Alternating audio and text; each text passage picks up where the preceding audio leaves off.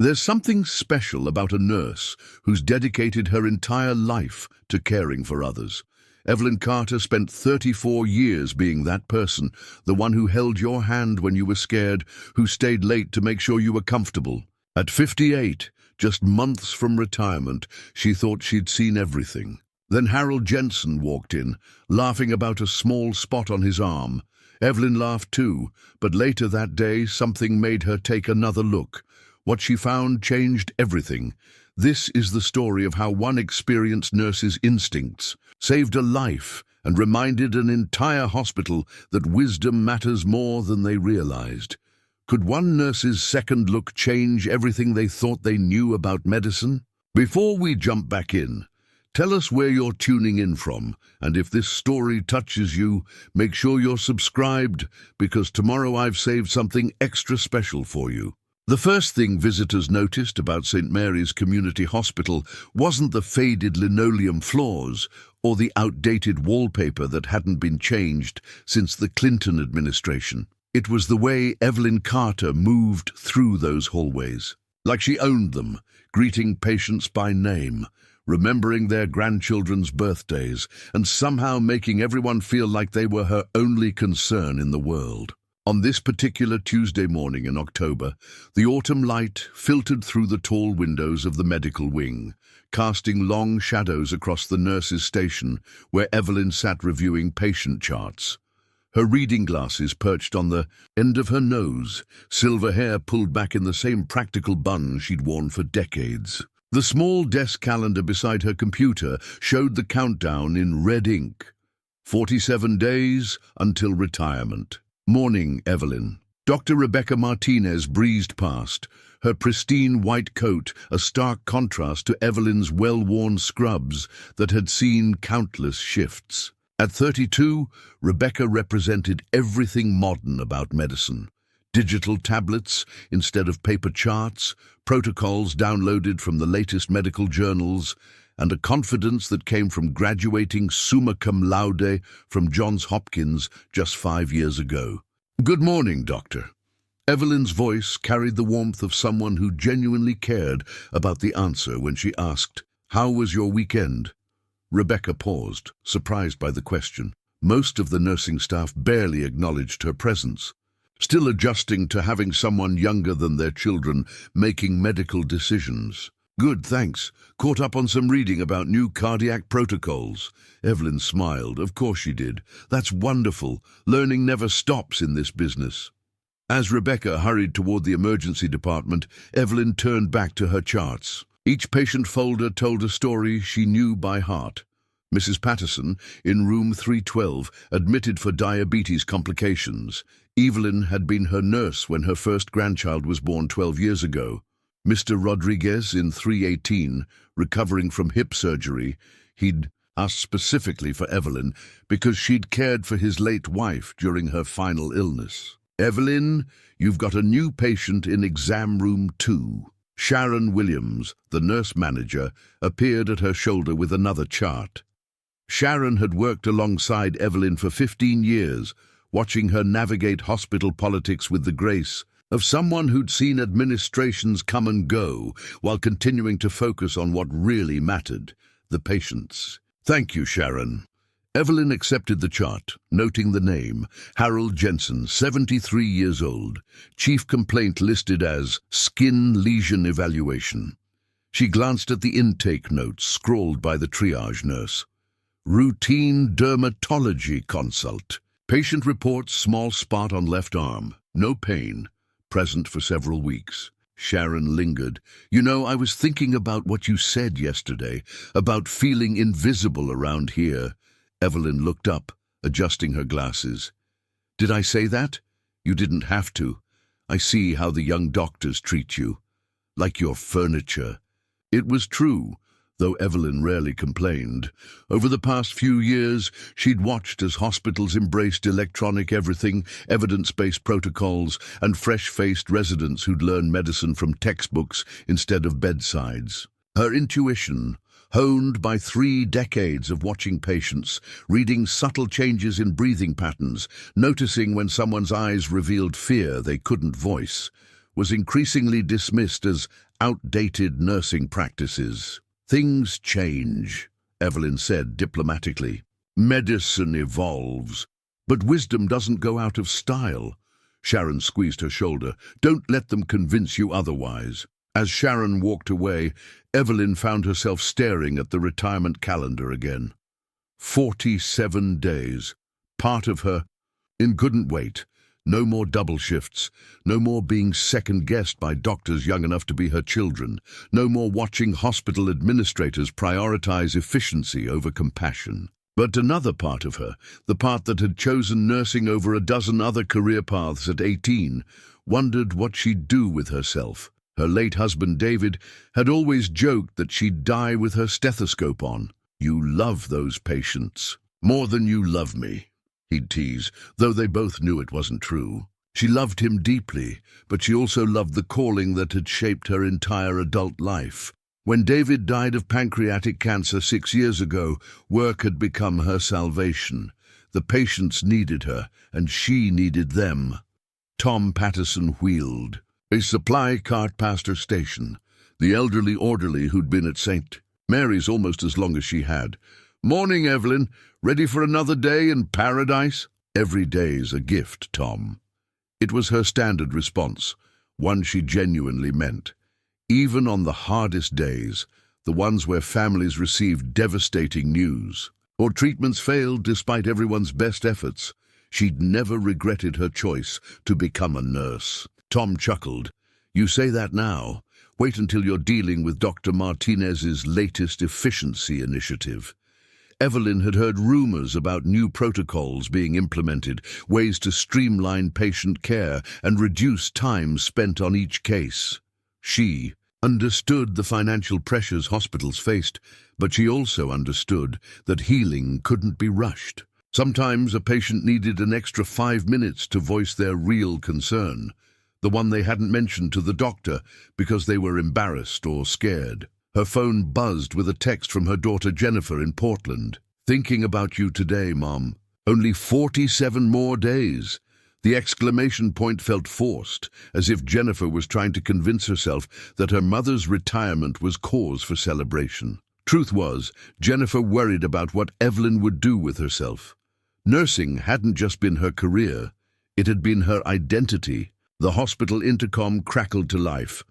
Code Blue, Room 507. Code Blue, Room 507. Evelyn's head snapped up automatically, though she wasn't part of the response team. Old habits. She watched as Dr. Martinez and 2 younger nurses rushed past, their footsteps echoing off the polished floors. Room 507. Mrs. Chen, 84 years old, admitted yesterday with chest pain. Evelyn had checked on her during evening rounds, noting how the woman's breathing seemed slightly labored despite normal oxygen levels. She'd mentioned it to the night nurse, suggesting they keep a close eye on her. Had anyone listened? 20 minutes later, the code team emerged from the elevator, their expressions grim. Mrs. Chen had suffered a massive heart attack. She was stable now, but it had been close. Too close. Excuse me. A soft voice interrupted Evelyn's thoughts. She looked up to see a man in his 70s standing at the nurse's station, his weathered hands gripping a baseball cap. I'm Harold Jensen. I think I'm supposed to see someone about this thing on my arm. Evelyn stood, her professional smile immediate and genuine. Mr. Jensen, of course. I'm Evelyn Carter, and I'll be taking care of you today. How are you feeling? Harold's face lit up with the kind of smile that suggested he'd been charming people his whole life. Well, I feel like a fool for even being here, to tell you the truth. My daughter insisted I come in, but it's probably nothing.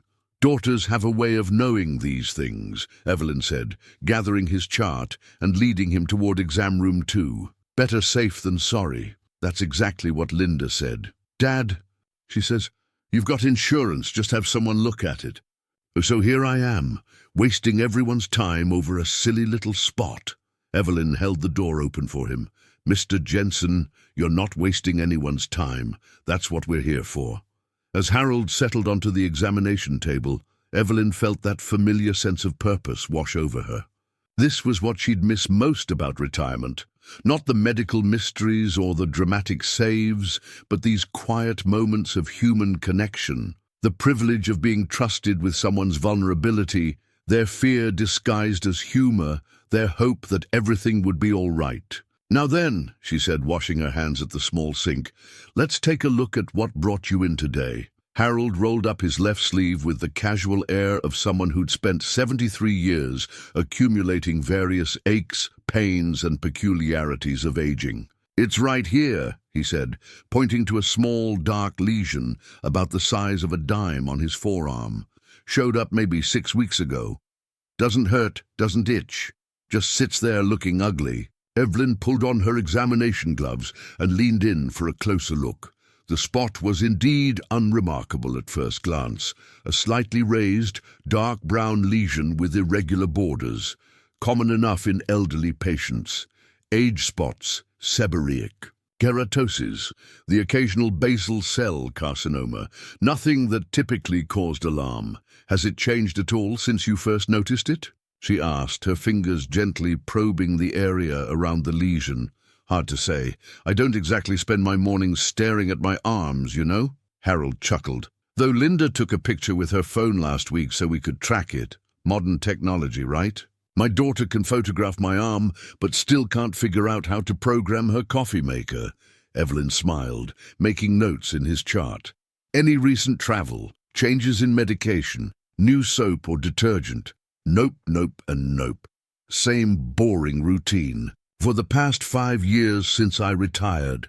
Golf on Tuesdays, grocery shopping on Fridays, and trying to convince my vegetable garden that October's not the time to give up." Something about the lesion nagged at her, though she couldn't put her finger on what. It wasn't the appearance exactly. She'd seen dozens of similar spots over the years. Maybe it was the way the edges seemed slightly more defined than a typical age spot, or how it sat just slightly proud of the surrounding skin. "Mr. Jensen, I'm going to have Dr. Martinez take a look at this as well. She's our emergency physician, and she has more experience with dermatological conditions than I do." "Whatever you think is best," Harold said, though his tone suggested he thought the whole thing was much ado about nothing. "I told Linda it was probably just another sign that I'm getting old, but she wouldn't hear it. 'Dad,' she says, 'you're 73, not dead. Get it checked.'" Dr. Martinez appeared in the doorway within minutes, tablet in hand. "Mr. Jensen, I'm Dr. Martinez. Nurse Carter asked me to take a look at the lesion on your arm." Harold extended his arm with good humor. "The infamous spot that's causing all this fuss." Dr. Martinez examined the lesion efficiently, her fingers quick and sure. She asked the same questions Evelyn had asked, received the same answers, and reached what seemed like an obvious conclusion. "This appears to be a seborrheic keratosis," she told Harold, already typing notes into her tablet. "Very common in patients. Your age, completely benign. We can remove it if it bothers you cosmetically, but medically there's no need for concern." Evelyn watched the examination, noting how Dr. Martinez's assessment took less than 2 minutes, thorough, professional, and likely correct. Most spots like this were exactly what they appeared to be. Harmless signs of aging that worried family members more than patients. "See," Harold grinned at Evelyn, "I told you it was nothing. Though don't tell Linda I said that. She'll never let me skip another doctor's appointment." Dr. Martinez completed her documentation and provided Harold with a printed summary of his visit. "If you notice any significant changes, rapid growth, bleeding, or color changes, don't hesitate to come back. Otherwise, you're all set." After Harold left, cheerfully promising to return if his silly little spot caused any trouble, Evelyn found herself staring at his chart. Dr. Martinez's diagnosis was almost certainly correct. Seborrheic keratoses were indeed common, benign, and generally nothing to worry about. But something about that lesion continued to bother her, like a song stuck in her head that she couldn't quite remember. She'd seen thousands of seborrheic keratoses over the years, and while they varied in appearance, there had been something different about Harold's, something that made her instincts whisper a quiet warning she couldn't rationally explain. She shook her head, filed the chart, and moved on to her next patient. Sometimes experience could be a burden as well as a gift, making you see problems where none existed. Harold Jensen had a benign skin lesion. His daughter could stop worrying, and life would continue as normal. But 3 hours later, during her lunch break, Evelyn found herself pulling Harold's chart from the completed files, staring at her notes about that unremarkable little spot that somehow felt remarkably significant. The afternoon shift at St. Mary's had settled into its familiar rhythm when Evelyn found herself standing in the supply closet, Harold Jensen's chart spread open on the metal shelving unit between boxes of gauze and bottles of saline solution. The fluorescent light overhead buzzed intermittently, casting harsh shadows across the pages as she studied her handwritten notes from his examination. She'd tried to dismiss the nagging feeling all day, focusing on her other patients, Mrs. Rodriguez's post-surgical recovery, young Timothy Walsh's asthma treatment, the steady stream of routine cases that comprised the backbone of community hospital medicine. But Harold's face kept returning to her thoughts, along with that peculiar lesion that Dr. Martinez had so confidently diagnosed. Evelyn pulled out her reading glasses and examined her documentation more carefully. She'd noted the lesion's size, location, and general appearance, but now she wished she'd been more specific about the characteristics that had caught her attention. The slightly waxy texture, the way the borders seemed more defined than typical seborrheic keratoses, the faint, reddish undertone beneath the brown pigmentation, getting a head start on inventory. John Patterson's voice startled her from the doorway. Evelyn looked up, suddenly aware that she was standing in a supply closet with a patient chart, looking like she was hiding something, which she supposed she was. Just reviewing a case, she said, closing the chart. Tom stepped inside, lowering his voice. "Everything all right? You've seemed distracted today." Tom had been at St. Mary's long enough to recognize when something was bothering the nursing staff. He'd seen Evelyn weather countless difficult cases, family tragedies, and administrative upheavals with steady professionalism. But today felt different. "There was a patient this morning," Evelyn began, then stopped herself. "I'm probably overthinking things.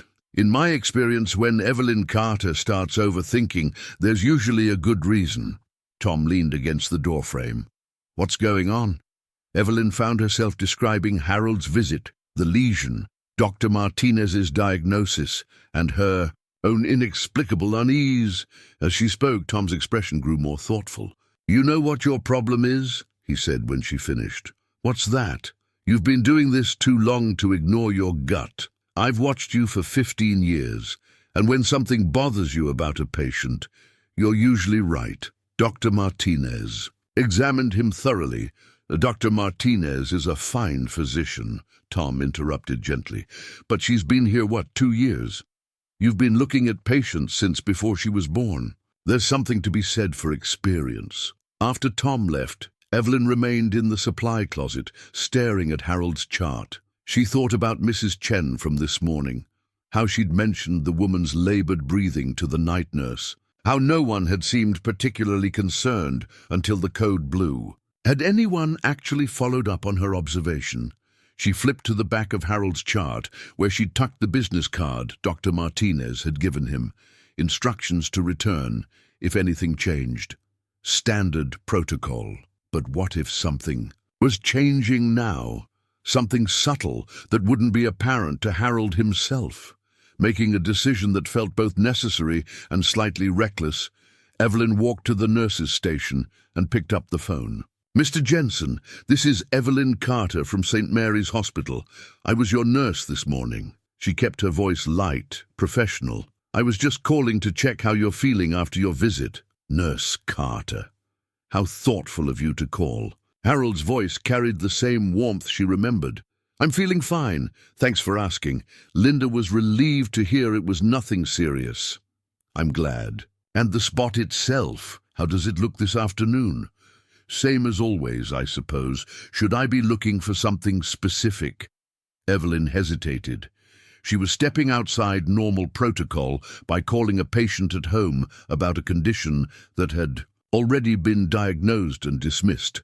Sometimes these things can appear different in various lighting. If you wouldn't mind taking another look, maybe near a window where the light is good, I'd be interested in your observations. Hold on a minute. She heard Harold moving around, presumably toward better lighting. You know, now that you mention it, it does look a little different than this morning. Maybe a bit redder around the edges, but that could be from all the poking and prodding, right? Evelyn's pulse quickened. Has it been itchy at all? Any sensation of warmth? Now that you ask, it has been a little warm to the touch. I figured that was normal after being examined. Mr. Jensen, would it be possible for you to come back in tomorrow morning? I'd like to have another look, just to be thorough. Is something wrong? For the first time, concern crept into Harold's voice.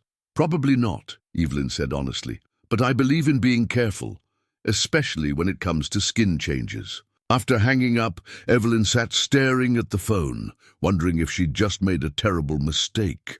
Harold would return tomorrow with heightened anxiety about what was almost certainly a benign condition. Dr. Martinez would be annoyed at having her diagnosis questioned. Sharon would worry about Evelyn overstepping boundaries. But something deep in her professional instincts, the same instincts that had guided her through thousands of patient interactions, insisted that Harold Jensen's silly little spot deserved another look. That evening, Evelyn drove home to her small house 3 miles from the hospital, the same house she'd shared with David for 28 years. She made herself a simple dinner of grilled chicken and steamed vegetables, eating while reading a novel she'd been working through for weeks. But her concentration kept drifting back to Harold and that lesion. After dinner, she found herself in David's old study, surrounded by his medical textbooks and journals. David had been a family physician, and though his focus had been different from hers, he'd accumulated an impressive library over his career. She pulled down a dermatology reference from 1987, its pages yellowed, but its photographs still clear. She spent an hour reviewing various skin conditions, paying particular attention to lesions that could be mistaken for seborrheic keratoses. Most were indeed benign variations of age-related skin changes, but a few caught her attention, conditions that could present similarly but carried different implications. One section made her pause. Cutaneous leishmaniasis, a parasitic infection typically found in tropical regions. The photographs showed lesions that could easily be mistaken for more common conditions, especially in the early stages. The text noted that diagnosis was often delayed because the condition was rare in North America and symptoms could be subtle. Evelyn studied the photographs more carefully. The lesions showed the same slightly raised appearance, the irregular borders, the reddish undertone she'd noticed in Harold's spot. But leishmaniasis required exposure to infected sandflies, typically found in Central and South America, parts of Africa, and some areas of Southern Europe. She was letting her imagination run away with her. Harold Jensen was a retired insurance salesman from small-town Ohio who played golf and tended his vegetable garden. The likelihood of him having been exposed to a tropical parasite was virtually zero. Still, she found herself making notes about the condition, its presentation, its progression if left untreated. Cutaneous leishmaniasis could remain localized, or it could progress to more serious forms affecting internal organs. Early treatment was crucial for preventing complications. Her phone rang at 9:30, startling her from her research. The caller ID showed Sharon Williams's home number. Evelyn, I hope I'm not calling too late. Not at all. What's on your mind? I heard you called Harold Jensen at home today. Sharon's tone was careful, neutral. Who told you that? Dr. Martinez. Mentioned it. She seemed concerned that you were second-guessing her diagnosis. Evelyn felt a flush of embarrassment mixed with irritation. I was being thorough. I know you were, but calling patients at home about conditions that have already been evaluated, that's not typical protocol. Maybe our protocols need some adjustment, Evelyn said, immediately regretting the defensive edge in her voice. Sharon was quiet for a moment. Evelyn, I've known you long enough to trust your instincts. If something about this case is bothering you, there's probably a reason. But you need to be careful about how you handle it. Dr. Martinez is already feeling like some of the nursing staff don't respect her authority. This isn't about authority. It's about patient care. I know that. But perception matters, especially when you're dealing with someone who's still establishing herself here. After the call ended, Evelyn sat in David's study, feeling suddenly exhausted. She was supposed to retire in 47 days. The last thing she needed was a conflict with the emergency department physician over a patient who probably had exactly what Dr. Martinez said he had. But as she prepared for bed, Evelyn found herself thinking about Tom's words from earlier. When something bothered her about a patient, she was usually right. Not always, but usually. And something about Harold Jensen's lesion bothered her in a way she couldn't ignore.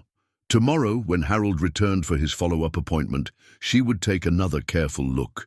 She would document everything meticulously, and if her concerns persisted, she would find a way to address them that respected both patient care and professional relationships. Because after 34 years of nursing, Evelyn Carter had learned to trust the quiet voice of experience, even when it whispered warnings that others couldn't hear. Evelyn arrived at St. Mary's an hour before her shift began, something she hadn't done in months. The hospital parking lot was nearly empty in the pre-dawn darkness, and the automatic doors whispered open to reveal hallways lit only by emergency lighting. She made her way to the nurses' station, where the night shift supervisor looked up in surprise. "You're early today," Maria Santos observed, her voice carrying the weary tone of someone who'd been awake all night. "Couldn't sleep," Evelyn admitted, settling at her workstation with a cup of coffee from the break room. "Thought I'd catch up on some reading." What she didn't mention was that she'd spent most of the night researching tropical diseases, diving deeper into conditions that could masquerade as common skin lesions. The 1987 dermatology textbook had led her to newer online resources, medical journals, and case studies that painted a more complex picture than she'd initially realized. Leishmaniasis wasn't the only possibility. Cutaneous anthrax, though extremely rare, could present similarly. So could certain fungal infections, atypical mycobacterial diseases, even early-stage malignancies that didn't fit typical patterns. The common thread was that they all required specific diagnostic tests to differentiate them from benign conditions. Mrs. Chen in 507 had a rough night, Maria reported during their informal handoff. The cardiologist wants to keep her another few days for observation. Evelyn looked up from her computer screen. How is she doing now? Stable but fragile. The heart attack really took it out of her. Maria paused. "You know, the night nurse mentioned that you'd flagged her breathing pattern yesterday evening, said you seemed concerned about something." "I was. Her respiration seemed labored, despite normal oxygen levels." "Well, you were right to be worried. The cardiologist said if we hadn't been monitoring her so closely, the outcome could have been much worse." As Maria gathered her things to leave, Evelyn felt a familiar mix of validation and frustration. Her clinical observations had been accurate about Mrs. Chen, just as they'd been accurate about countless other patients over the years. Yet increasingly, those observations seemed to be treated as suggestions rather than professional assessments. At 7:30, Harold Jensen appeared at the nurses' station, looking slightly anxious despite his cheerful greeting. He wore a different shirt than yesterday, a blue button-down that made his weathered hands look more prominent as he fidgeted with his baseball cap. "Good morning, Mr. Jensen," Evelyn said, standing to greet him. "Thank you for coming back in. Wouldn't miss it. Though I have to admit, Linda's been worrying ever since I told her about your call yesterday." Evelyn led him to the same examination room, noting how his gait seemed slightly less steady than the day before. It could be normal morning stiffness or anxiety about the follow-up appointment, but she made a mental note to ask about it. "How did you sleep last night?" she asked, as Harold settled onto the examination table. "Not great, to be honest. That spot's been bothering me more than usual. Not painful exactly, just noticeable." Evelyn washed her hands thoroughly and pulled on fresh examination gloves. "Let's take a look." Harold rolled up his sleeve, and Evelyn immediately saw what had prompted her concern. The lesion was definitely different from yesterday, larger, with more pronounced redness around the borders. The center appeared slightly more raised, and when she touched the surrounding skin, it felt warmer than the rest of his arm. "Mr. Jensen, has this area been itchy or painful at all?" "A little itchy, especially last night. I had to resist the urge to scratch it." Evelyn examined the lesion more carefully, using a magnifying glass from the examination tray. Under magnification, she could see tiny blood vessels around the edges, suggesting inflammation.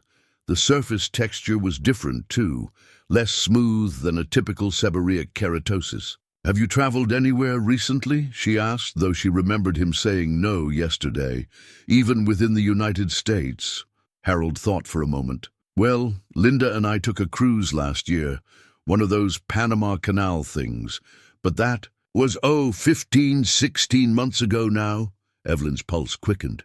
"Panama Canal cruise, that would have included stops in Central America?" "Yes, we had a day in Costa Rica, another in Guatemala. Beautiful places, though terribly hot and humid." Harold's expression grew puzzled. "Why do you ask?" "Just being thorough." Evelyn kept her voice calm while her mind raced. Central America, tropical climate, exposure to environments where sandflies, the vectors for leishmaniasis, were endemic. The timeline fit too. Cutaneous leishmaniasis could have an incubation period of weeks to months.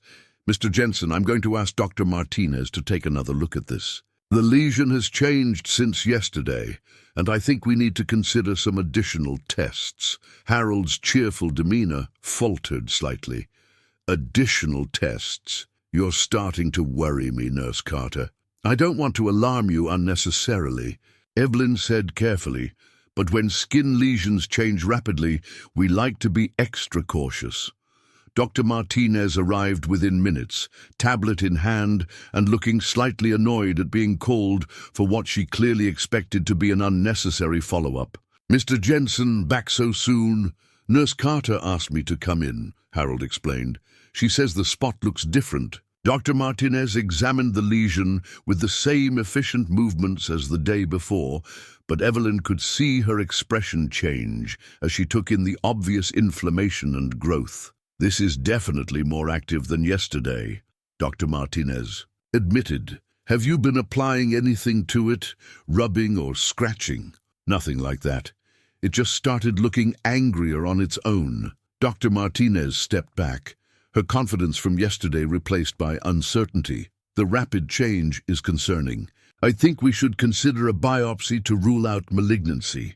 "Doctor," Evelyn interjected carefully, "Mr. Jensen mentioned that he traveled to Central America about 16 months ago. Given the lesion's appearance and the timeline, might we also consider testing for infectious causes?" Dr. Martinez looked at Evelyn with surprise. "Infectious causes, such as leishmaniasis, for instance? It can present as a chronic cutaneous lesion that's often mistaken for other conditions." "Leishmaniasis?" Dr. Martinez's tone suggested she considered this highly unlikely. "That's extremely rare in our patient population." "Rare, but not impossible, especially with a history of travel to endemic areas."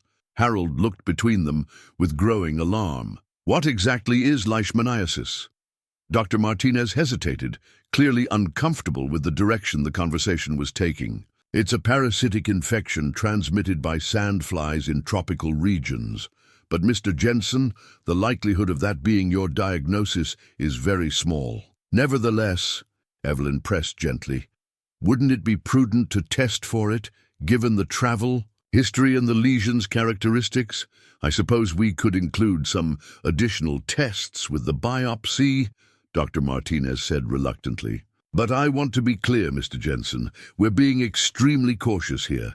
This is most likely still a benign condition that's simply become irritated. After Harold left with instructions for his biopsy appointment the following week, Dr. Martinez cornered Evelyn at the nurse's station. "What exactly are you trying to prove here?" she asked, her voice low but tense. "I'm not trying to prove anything. I'm trying to ensure we don't miss something important by suggesting exotic diagnoses for common conditions. Do you have any idea how that makes me look?" Evelyn felt her own frustration rising. "This isn't about how anyone looks. It's about patient care. Patient care doesn't involve frightening people with unlikely possibilities, and it doesn't involve dismissing possibilities simply because they're uncommon." Dr. Martinez stared at her for a long moment. "You know what?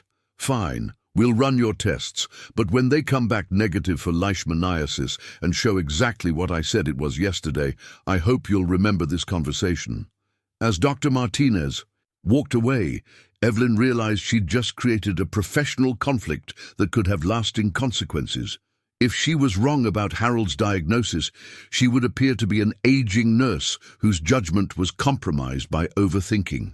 If she was right, well, that might be even worse for her relationship with the emergency department. But as she looked at Harold's updated chart, noting the documented changes in his lesion, Evelyn knew she'd made the only choice her conscience would allow. Sometimes patient advocacy required taking risks, even when those risks involved challenging colleagues and potentially damaging professional relationships. The biopsy was scheduled for Monday. Until then, all she could do was wait and hope that 34 years of clinical experience meant something in an era of evidence-based protocols and algorithmic medicine. The weekend stretched endlessly for Evelyn, filled with doubt and second-guessing that followed her through grocery shopping, church services, and quiet evenings at home. By Monday morning, she'd convinced herself half a dozen times that she was making a mountain out of a molehill, creating drama where none existed. But when Harold arrived for his biopsy appointment, one look at his arm erased all her uncertainty. The lesion had grown noticeably larger over the weekend, now nearly the size of a quarter. The redness had spread beyond the immediate borders, and Harold reported that the area felt consistently warm and had begun to throb occasionally. Most troubling, he looked tired in a way that seemed disproportionate to a simple skin condition. "I haven't been sleeping well," he admitted as Evelyn prepared the biopsy site. "Linda says I've been restless, tossing and turning, and I've been running a low-grade fever, nothing dramatic, just enough to make me feel off." Dr. Martinez performed the biopsy with professional efficiency, taking samples for both histological examination and the additional infectious disease testing Evelyn had requested. The procedure itself was routine, but Evelyn noticed how carefully the doctor avoided making eye contact with her throughout. "Results should be available by Thursday," Dr. Martinez told Harold. "We'll call you as soon as we know something." After Harold left, Evelyn found herself staring at the incident report form she'd pulled from the administrative supplies. For 34 years, she'd filed incident reports for medication errors, patient falls, equipment malfunctions, concrete, observable events that required documentation.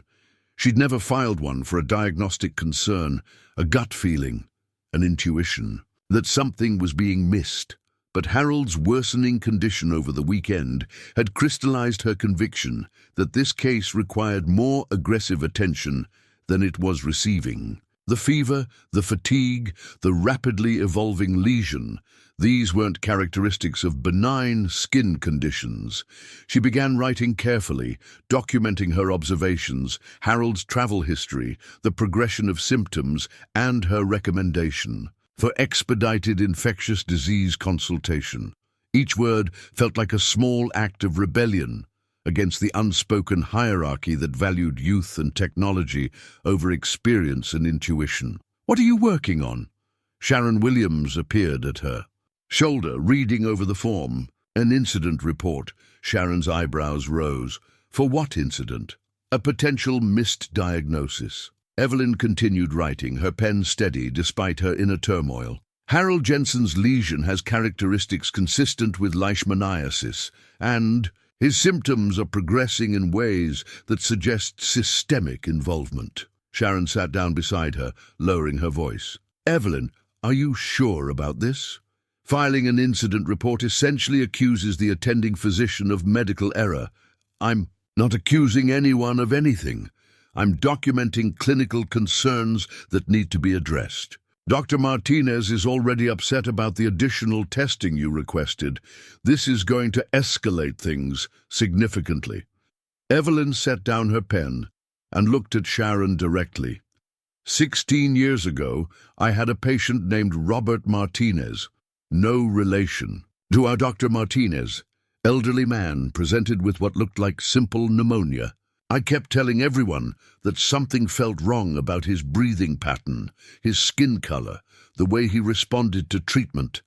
Everyone assured me I was overthinking things. Sharon waited, recognizing the weight of a story Evelyn rarely shared. He died of a pulmonary embolism 3 days later. The autopsy showed massive bilateral clots that had probably been developing for weeks. If someone had listened to my concerns, if we'd done a simple D-dimer test or chest CT, he might have survived. That wasn't your fault, wasn't it? I had the knowledge and experience to recognize that something was wrong, but I let myself be convinced that I was just an overly anxious nurse. I promised myself I'd never let that happen again. Evelyn picked up her pen and continued writing. I'd rather be wrong about Harold Jensen and face professional embarrassment than be right and face his family at his funeral. Sharon was quiet for several minutes, watching Evelyn complete the incident report. You know this is going to create problems for you. Probably. Dr. Martinez will be furious. Administration will question your judgment. Some people will say, you're a difficult nurse who doesn't know her place. Maybe they're right. Maybe, Sharon smiled slightly, or maybe you're doing exactly what good nurses are supposed to do, advocate for their patients regardless of the personal cost.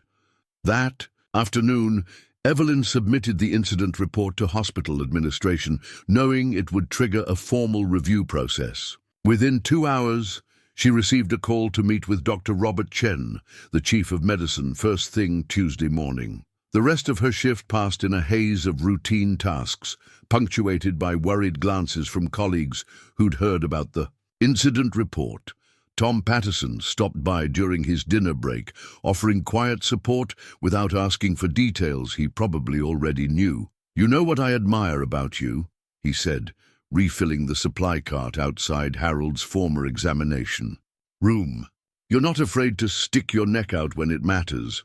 I'm terrified, Evelyn admitted, but fear isn't a good enough reason to stay quiet. That evening, Evelyn called her daughter Jennifer in Portland, needing to hear a familiar voice that would remind her why she'd chosen nursing in the first place. Mom, you sound stressed. Is everything okay? Evelyn found herself explaining the situation with Harold, the incident report, the upcoming meeting with Dr. Chen. As she spoke, she could hear Jennifer moving around her kitchen, probably preparing dinner for her own family. So let me get this straight, Jennifer said when Evelyn finished. You think this patient has a serious condition that's being missed, and you've officially documented your concerns despite knowing it might damage your professional relationships? That's a fair summary. Mom, that's exactly what I'd want my nurse to do if I were in that situation. Dad always said you had the best clinical instincts of anyone he'd ever worked with. Evelyn felt tears prick her eyes at the mention of David. I miss having his perspective on cases like this. You don't need his perspective. You need to trust your own. Jennifer's voice grew firmer. Remember what you used to tell me when I was afraid to speak up in school. Sometimes doing the right thing means being unpopular. After hanging up, Evelyn sat in David's study, surrounded by his medical books and journals. She pulled down the dermatology text again, reviewing the section on leishmaniasis, confirming details she'd memorized over the weekend. The disease had 3 main forms: cutaneous, mucocutaneous, and visceral. Cutaneous was the most common, but generally the least dangerous, causing chronic skin lesions that could take months or years to heal without treatment. But if the parasite spread to mucous membranes or internal organs, the prognosis became much more serious. Harold's fever and fatigue could indicate early systemic involvement. The rapid progression of his lesion suggested an aggressive strain of the parasite. Without proper treatment, he could develop complications affecting his liver, spleen, and bone marrow. Or he could have exactly what Dr. Martinez had originally diagnosed: a benign skin condition that had become irritated and was causing secondary symptoms. In which case, Evelyn would face her meeting with Dr. Chen as a nurse whose judgment had been compromised by overthinking and whose professional reputation would be permanently damaged. But as she prepared for bed, Evelyn realized she felt more at peace than she had since Harold's first visit. She'd done what her training, experience, and conscience demanded. Tomorrow, she would defend her actions to hospital administration, knowing that sometimes the hardest part of patient advocacy was advocating for patients against the medical system itself. The phone rang at 10:30, startling her from her thoughts. The caller ID showed St. Mary's Hospital. "Evelyn, it's Sharon. You need to know. Harold Jensen was brought to the emergency department an hour ago. High fever, vomiting, severe fatigue. Dr. Martinez admitted him for observation." Evelyn's heart raced. "What's his condition?" "Stable but concerning. The fever spiked to 102.5 and his white blood cell count is elevated. Dr. Martinez ordered blood cultures and is starting broad-spectrum antibiotics. Has she contacted infectious disease?" "Not yet. But Evelyn, whatever you said in that incident, report, it looks like you might have been right to worry." Tuesday morning arrived with the kind of grey October drizzle that made St. Mary's fluorescent-lit corridors feel even more institutional than usual. Evelyn arrived early again, but this time her early arrival was driven by urgency rather than insomnia. Harold Jensen was in room 318, and she needed to see him before her meeting with Dr. Chen. She found him propped up in the hospital bed, looking smaller and more fragile than he had just days earlier. His daughter Linda sat in the bedside chair, her face etched with worry that seemed to have aged her overnight. "Nurse Carter." Harold's voice was weak, but genuinely pleased. "Linda, this is the nurse I told you about.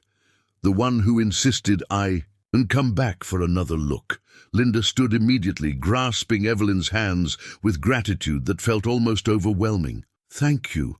I don't know what would have happened if you hadn't been so persistent." "How are you feeling, Mr. Jensen?" Evelyn asked, though she could see the answer in his pallor and the way he moved carefully, as if everything hurt. "Like I've been hit by a truck. The fever broke around 3 this morning, but I feel wrung out." He gestured weakly toward the IV line in his arm.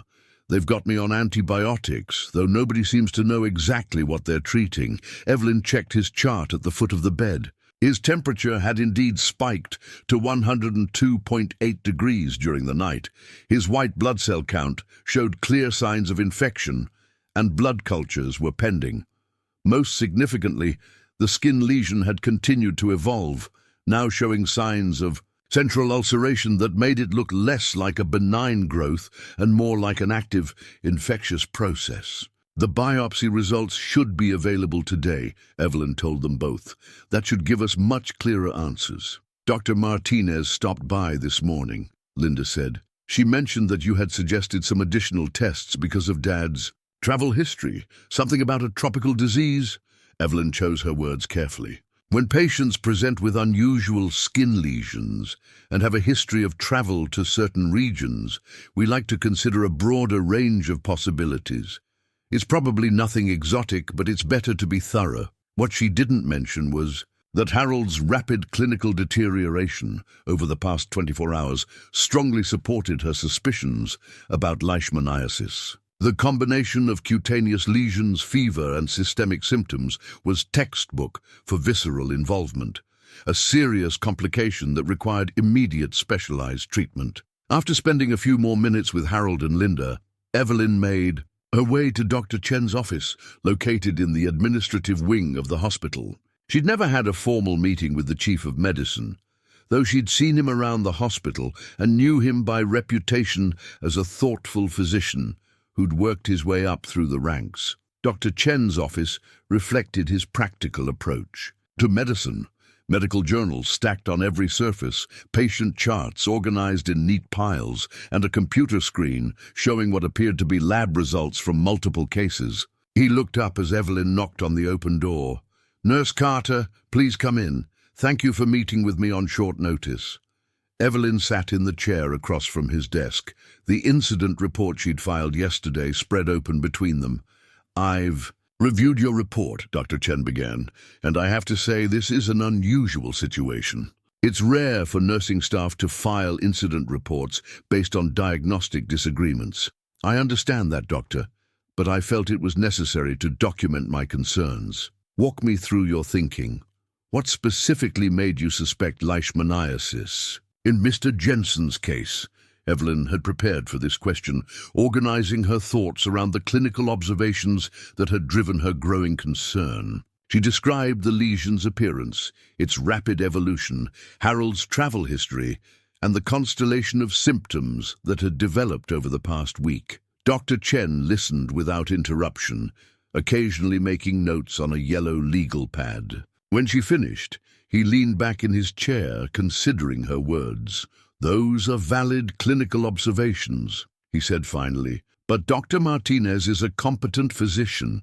What made you feel that her initial assessment was inadequate?" This was the delicate part, criticizing a colleague's judgment without appearing insubordinate or unprofessional. Dr. Martinez's assessment was appropriate based on the lesion's initial appearance, but when it began changing rapidly, and especially when Mr. Jensen mentioned his travel history, I felt we needed to consider additional possibilities.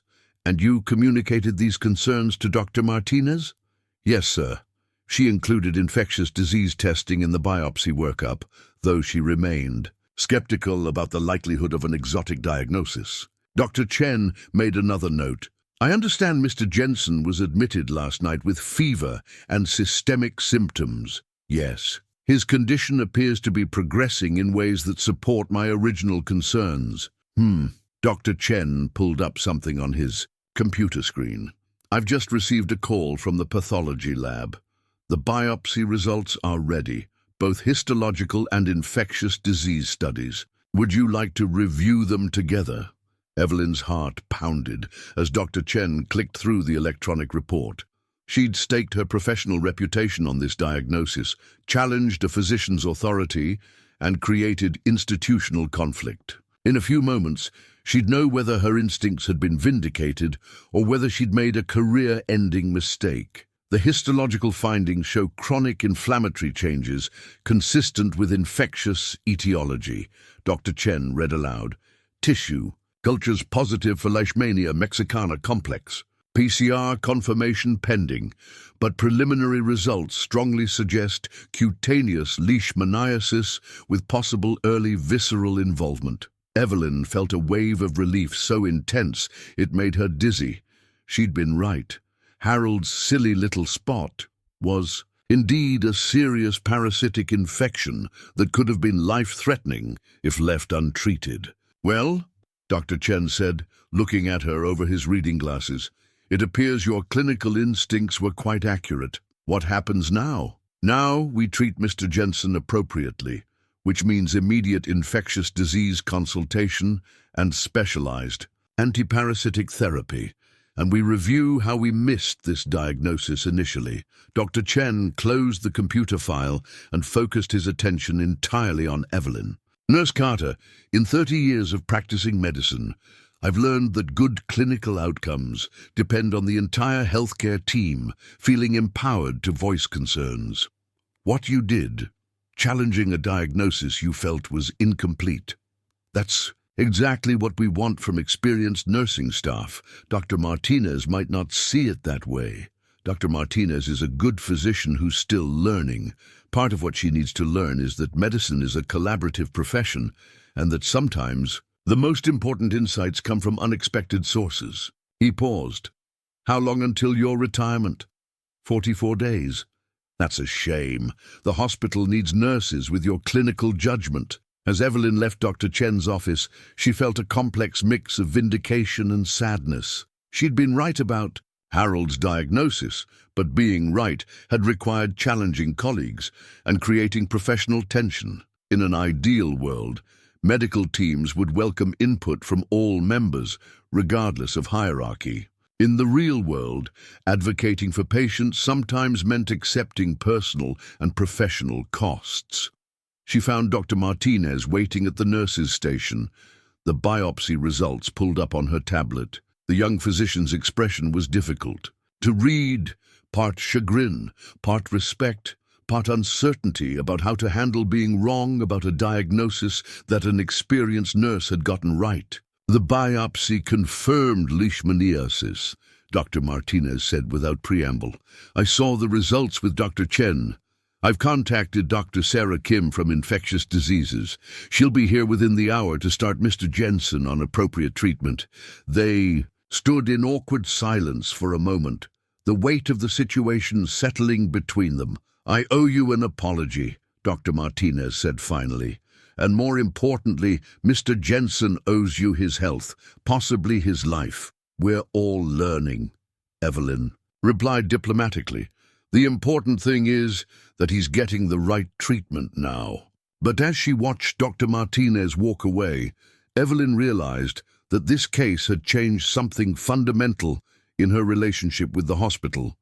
For better or worse, she was no longer just an experienced nurse counting down to retirement. She was the nurse who'd saved Harold Jensen's life by refusing to accept a diagnosis that didn't fit the clinical picture. The question now was what she'd do with the 44 days she had left. The photograph had been tucked behind Harold Jensen's medical chart in Evelyn's locker, forgotten until she reached for her afternoon coffee. David's face smiled back at her from the faded snapshot, taken during their last vacation together. A long weekend in the mountains just 6 months before his cancer diagnosis. He looked relaxed, happy, unaware of what was coming. Evelyn traced her finger along the edge of the photo, remembering how David had always been her sounding board for difficult cases. He'd had a gift for asking the right questions, helping her work through complex clinical puzzles without ever making her feel like her nursing judgment was secondary to his medical training. I think you would have spotted Harold's diagnosis immediately, she whispered to the photograph.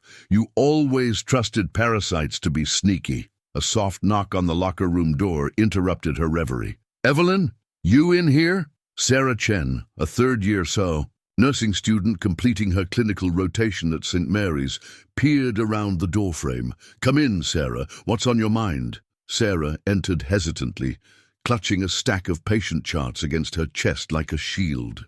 At 22, she reminded Evelyn of herself at that age, eager to learn, desperate to prove herself, and terrified of making mistakes that could harm patients. I heard about Mr. Jensen, Sarah said, settling on the bench across from Evelyn's locker. How you figured out what was really wrong with him. That was amazing. It was just careful observation and asking the right questions. But how did you know to ask about travel? I would never have thought of that. Evelyn closed her locker and gave Sarah her full attention. This was the kind of conversation that reminded her why she'd gone into nursing. The opportunity to pass knowledge to the next generation, to help young caregivers develop the instincts that could save lives. Experience teaches you patterns, Evelyn explained. After 34 years, you start to recognize when something doesn't fit the usual picture. Mr. Jensen's lesion looked common, but it behaved uncommon. That disconnect made me dig deeper. Dr. Martinez seems really upset about the whole thing. Evelyn chose her words carefully. Dr. Martinez is a skilled physician who made a reasonable initial diagnosis. Medicine isn't always straightforward, and sometimes we need multiple perspectives to see the whole picture. Will you teach me? Sarah asked suddenly. I mean, really teach me. How to see what you see. How to trust my instincts the way you trusted yours. The request caught Evelyn off guard. She'd mentored countless nursing students over the years, but always within the formal structure of clinical rotations. Sarah was asking for something more personal, a transfer of knowledge that couldn't be found in textbooks or protocols. What makes you think I have anything to teach that you can't learn from your regular instructors? Because you saved someone's life by refusing to accept an easy answer. Because you've been doing this since before I was born, and you still care enough to fight for your patients. Sarah's voice grew more confident. And because in 43 days you're going to retire, and all that knowledge is going to walk out the door with you. That afternoon, while Sarah shadowed her through routine patient care, Evelyn found herself articulating lessons she'd never consciously formulated. How to read the subtle signs of patient distress that didn't show up on monitors. How to ask questions that revealed information patients hadn't thought to volunteer. How to trust your clinical instincts while remaining open to being wrong. "Watch Mrs. Patterson in 314, Evelyn said as they completed afternoon vital signs. "Her blood pressure and pulse are normal, but look at how she's breathing. See the slight delay before each breath. That could indicate anxiety, pain, or early respiratory compromise," Sarah observed carefully, then nodded. "She does seem to be thinking about each breath instead of just breathing naturally." "Exactly. Now, how would you assess that further?" "Ask her directly about discomfort, check her oxygen saturation, review her pain medication schedule, all good approaches, but also consider the context. She's scheduled for surgery tomorrow morning. Sometimes what we're seeing is fear masquerading as physical symptoms." They spent a few minutes with Mrs. Patterson, and Sarah's gentle questioning revealed that the woman was indeed terrified about her upcoming procedure. A simple conversation about what to expect, combined with some relaxation techniques Evelyn had learned over the years, visibly improved the patient's breathing pattern. "That was beautiful," Sarah said as they left the room. "You didn't just treat symptoms, you treated the whole person. That's what nursing is supposed to be about." Their teaching session was interrupted by Dr. Kim, the infectious disease specialist, emerging from Harold's room with an expression of professional satisfaction. "Nurse Carter?" Dr. Kim approached them with Harold's updated chart. "I wanted to thank you personally. Mr. Jensen's leishmania infection was more advanced than the initial presentation suggested. If we'd delayed treatment another week or two, he could have developed serious complications. How is he responding to the anti-leishmanial therapy?" "Remarkably well. His fever broke this morning, and the lesion is already showing signs of healing. He should be able to go home tomorrow, though he'll need several more weeks of medication." After Dr. Kim left, Sarah looked at Evelyn with something approaching awe. An infectious disease specialist just thanked you personally for saving a patient's life. She thanked the nursing team for good observation and patient advocacy. No, she thanked you specifically because you saw something other people missed, because you had the courage to speak up, because you refused to let institutional hierarchy override patient care. Evelyn felt uncomfortable with the praise, but she also recognized its importance for Sarah's professional development. Young nurses needed to understand that their role involved more than following orders and implementing protocols. They needed to see themselves as full partners in patient care, with the right and responsibility to advocate for their patients. "Sarah, let me tell you about a patient I had 16 years ago," Evelyn began, then shared the story of Robert Martinez, the pneumonia patient whose pulmonary embolism she'd sensed but failed to pursue aggressively enough. "That experience taught me that being wrong about a concern is far less serious than being right about a concern and staying silent." "Is that why you filed the incident report about Mr. Jensen?" "Partly, but also because patients deserve to have someone in their corner who's willing to ask uncomfortable questions and challenge convenient assumptions." As their shift ended, Sarah walked with Evelyn toward the parking lot, still processing the day's lessons. "I have one more question," Sarah said as they reached Evelyn's car. "What made you choose nursing? Really choose it, not just fall into it?" Evelyn paused, her hand on the car door handle. It was a question she'd been asked many times over the years, but never by someone whose future career might be shaped by her answer. I chose nursing because I wanted to be present for people during the most vulnerable moments of their lives, to be skilled enough to help them heal, wise enough to comfort them when healing isn't possible, and brave enough to advocate for them when they can't advocate for themselves. And after 34 years, do you still feel that way? Evelyn thought about Harold Jensen, about Mrs. Patterson's pre-surgical anxiety, about all the patients who'd trusted her with their fears and pain and hope over the decades. More than ever, she said, which is why what happened this week matters so much. It reminded me that experience isn't just about knowing facts, it's about knowing how to use those facts to serve patients better. As Sarah drove away, Evelyn sat in her car for a few minutes, watching the hospital's evening shift take over from the day crew. 43 days until retirement. But for the first time since announcing her plans, she wondered whether leaving was the right choice. After all, who would mentor the Sarah Chens of the world? Who would ask the uncomfortable questions when convenient diagnoses didn't quite fit? Who would ensure that the institutional knowledge she'd accumulated over 3 decades didn't simply disappear when she cleaned out her locker for the final time? The photograph of David was still in her purse, and she pulled it out again as she drove home. "What do you think?" she asked, his smiling face. "Am I ready to walk away from all this?" But for the first time since his death, she felt like she already knew what his answer would be. Wednesday morning brought Dr. Elena Vasquez to St. Mary's Hospital, a woman whose reputation in infectious disease medicine preceded her like a gathering storm.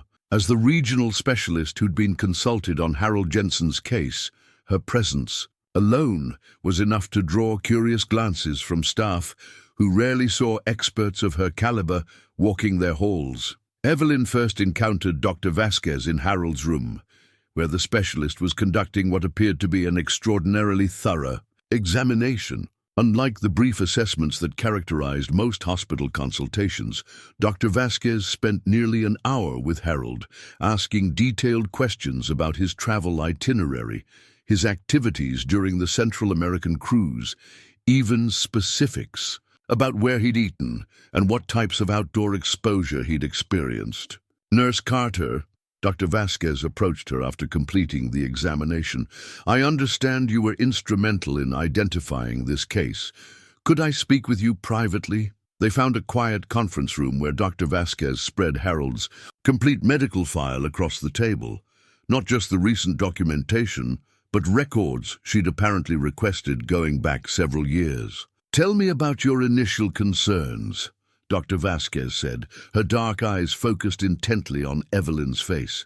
"What specifically made you suspect leishmaniasis?" Evelyn walked through her observations once again, but Dr. Vasquez's questions were more probing than any she'd faced before. The specialist wanted to know about the exact appearance of the lesion, its texture, the pattern of its evolution, the specific timing of Harold's systemic symptoms.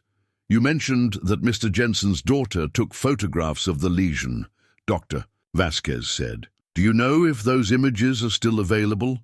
"I could ask Linda. She's been here every day since her father was admitted." "Please do. And I'd like you to document everything you remember about your initial examination, every detail, no matter how minor it might seem."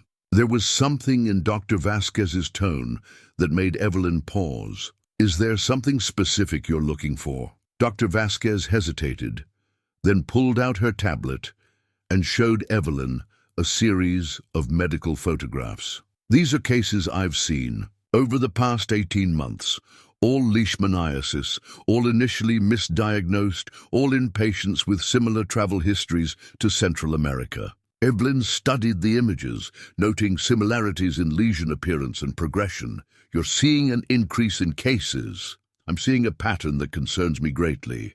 Mr. Jensen represents the 7th confirmed case of leishmaniasis I've diagnosed in this region since last year. All 7 patients had been on cruises to the Panama Canal within the past 2 years. All 7 were initially misdiagnosed as having benign skin conditions. 7 cases from cruise ship passengers, 7 that we know of. I suspect there may be more, cases that were never properly diagnosed, patients who were treated for other conditions or worse. Dr. Vasquez closed her tablet. Nurse Carter, I believe we may be looking at an outbreak. The word hung in the air between them, carrying implications that extended far beyond Harold's individual case. An outbreak suggested systematic exposure, multiple patients at risk, and public health concerns that could affect hundreds of travelers. What kind of outbreak? Evelyn asked. Cruise ships create unique disease transmission opportunities, large numbers of people in confined spaces, multiple ports of call, shared activities in endemic areas. If there's a particular shore excursion or activity that's exposing passengers to infected sandflies, we could be dealing with dozens of undiagnosed cases. Dr. Vasquez pulled up another file on her tablet. I've been tracking cruise itineraries for all my confirmed cases. 6 of the 7 patients were on ships operated by the same cruise line, and 5 of them participated in the same optional shore excursion in Costa Rica, a nature walk through a rainforest preserve that's known to have sandfly populations. And, Harold, that's what I need to determine.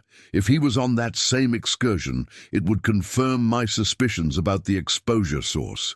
They found Linda in the family waiting area, where she'd been maintaining a vigil since Harold's admission. When Dr. Vasquez explained her investigation, Linda immediately pulled out her phone to access the digital photos she'd been taking of her father's condition.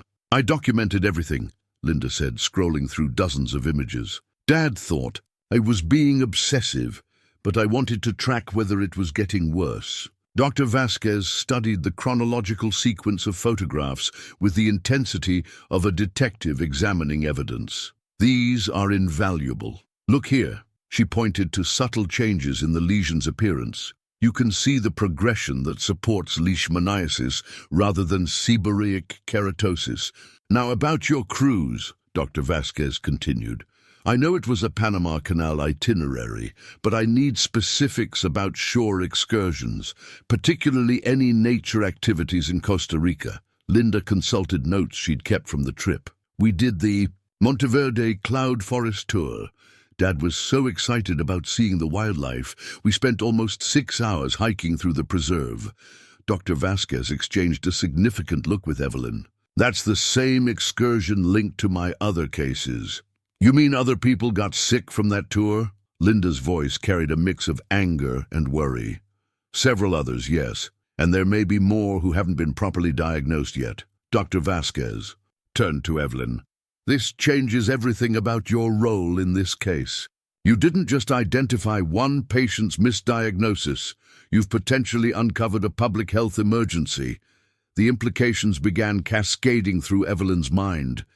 If Harold's case was part of a larger outbreak, how many other patients were currently suffering from misdiagnosed leishmaniasis? How many had been dismissed with reassurances about benign skin conditions? How many might progress to serious complications without proper treatment? What happens now? Evelyn asked. Now I contact the CDC. We initiate outbreak investigation. Protocols, we try to identify and test other cruise passengers who may have been exposed. Dr. Vasquez paused. And we figure out how to prevent this from happening again. Doctor, Linda interrupted, what does this mean for my father? Your father is going to recover completely. The treatment is working well, and we caught his infection before serious complications developed.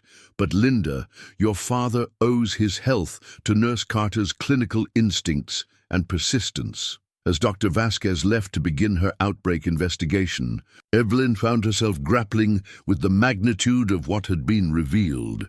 Harold's silly little spot had indeed been something extraordinary.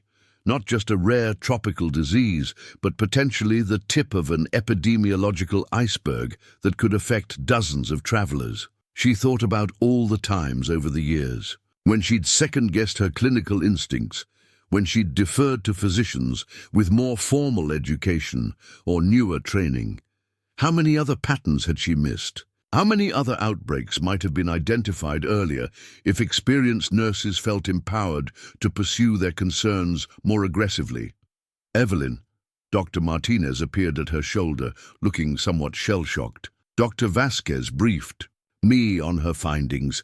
This case, it's much bigger than either of us realized. It is. I owe you more than an apology. If you hadn't pushed for additional testing, if you hadn't documented your concerns, we might never have connected Harold to this outbreak pattern. Evelyn studied the young physician's face, seeing genuine respect, replacing the earlier defensiveness. What matters is that we're identifying it now. Dr. Chen wants to see both of us this afternoon. He's calling an emergency meeting about outbreak. Response protocols. Dr. Martinez hesitated. Evelyn, I know I haven't been easy to work with. I thought I knew better because I had newer training, more recent medical education. But experience, your kind of experience, that's not something they teach in medical school. They teach you to see the forest, Evelyn replied. Experience teaches you to notice when individual trees don't belong. As word of the outbreak investigation spread through the hospital, Evelyn found herself at the center of conversations about diagnostic protocols, nurse-physician collaboration, and the value of clinical intuition in modern medicine. Staff members who'd rarely spoken to her before sought her perspective on cases, asking questions about pattern recognition and clinical decision-making. Tom Patterson summed it up best during afternoon rounds. Evelyn, you've gone from being the nurse who's retiring in 42 days to being the nurse who potentially saved dozens of lives by trusting her instincts about one patient. But as Evelyn completed her documentation of Harold's case, now destined for CDC review and possible publication in medical journals, she realized that the real revelation wasn't about leishmaniasis or cruise ship outbreaks, or even her own diagnostic capabilities. The real revelation was about the irreplaceable value of experience, intuition, and the willingness to ask uncomfortable questions when easy answers didn't feel right. In an era of evidence-based medicine and algorithmic protocols, there was still a crucial role for the kind of clinical wisdom that could only be developed through decades of patient care. Harold Jensen's recovery was assured, but the ripple effects of his case were just beginning, and Evelyn Carter, who'd been counting down the days to retirement, suddenly found herself questioning whether she was ready to stop asking the uncomfortable questions that could save lives.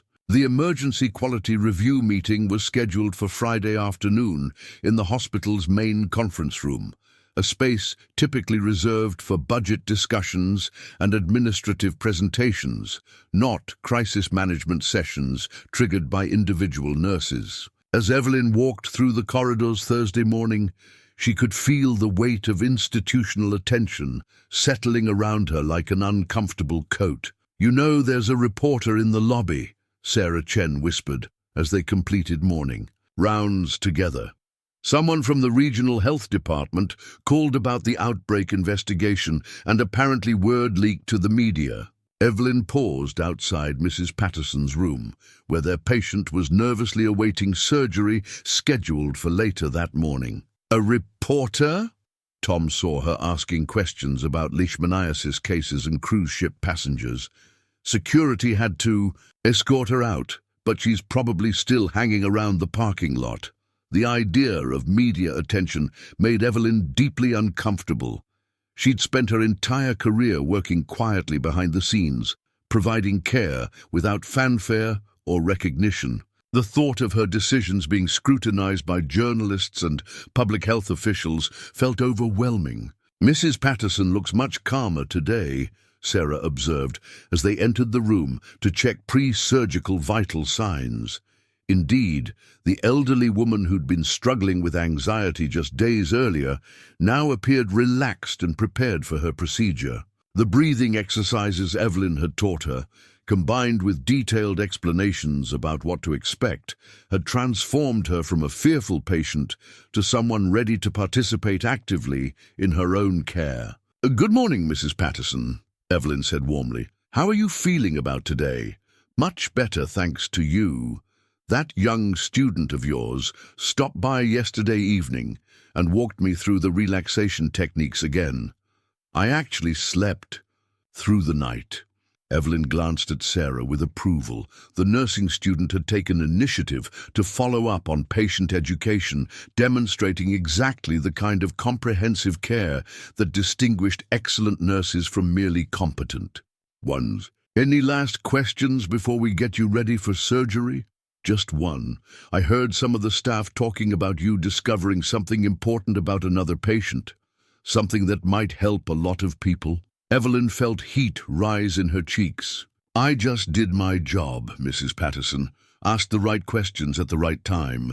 Well, whatever you did, I'm glad nurses like you are looking out for us.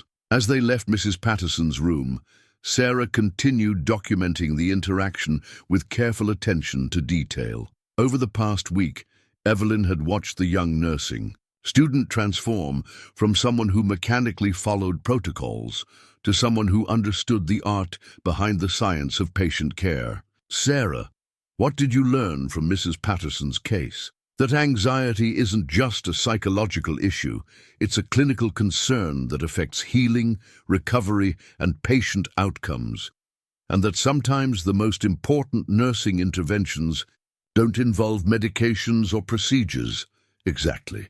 Now tell me what you've learned from observing Harold Jensen's case. Sarah considered the question as they walked toward the nurses' station. That experience matters, that patterns aren't always obvious, that questioning diagnoses isn't insubordination, it's patient advocacy, and that sometimes the most important thing a nurse can do is refuse to accept convenient answers when they don't match clinical reality. Evelyn smiled with genuine pride. Sarah was grasping concepts that some nurses never fully understood, even after years of practice. Dr. Chen appeared at the nurses' station, carrying a thick folder that Evelyn recognized as Harold's expanded medical file. Nurse Carter, could I speak with you privately? There have been some developments in the outbreak investigation. They retreated to the same conference room where Evelyn had first discussed her concerns about Harold's diagnosis. Dr. Chen spread several documents across the table: CDC communication protocols, public health investigation summaries, and what appeared to be preliminary reports from other hospitals. Dr. Vasquez has identified 11 confirmed cases of leishmaniasis linked to that specific cruise ship excursion, Dr. Chen began. 8 were initially misdiagnosed as benign skin conditions. 3 developed serious complications before receiving proper treatment. Evelyn felt her stomach clench. Serious complications, visceral involvement requiring hospitalization. One patient developed significant liver and spleen enlargement. Another had bone marrow suppression. Both are recovering now, but their conditions could have been fatal without intervention. And Harold's case was caught early enough to prevent those complications entirely, thanks to your persistence in pursuing the correct diagnosis. Dr. Chen pulled out another document. But here's what I really wanted to discuss with you. The CDC wants to use Harold's case as a teaching example for healthcare providers. They're developing educational materials about recognizing leishmaniasis in returned travelers, and they want your clinical observations to be part of that curriculum. My observations, your documentation of the diagnostic process, the clinical reasoning that led you to suspect an infectious cause, the importance of detailed travel histories. They want to highlight how experienced nursing assessment contributed to identifying this outbreak. Evelyn stared at the papers, trying to process the magnitude of what Dr. Chen was describing.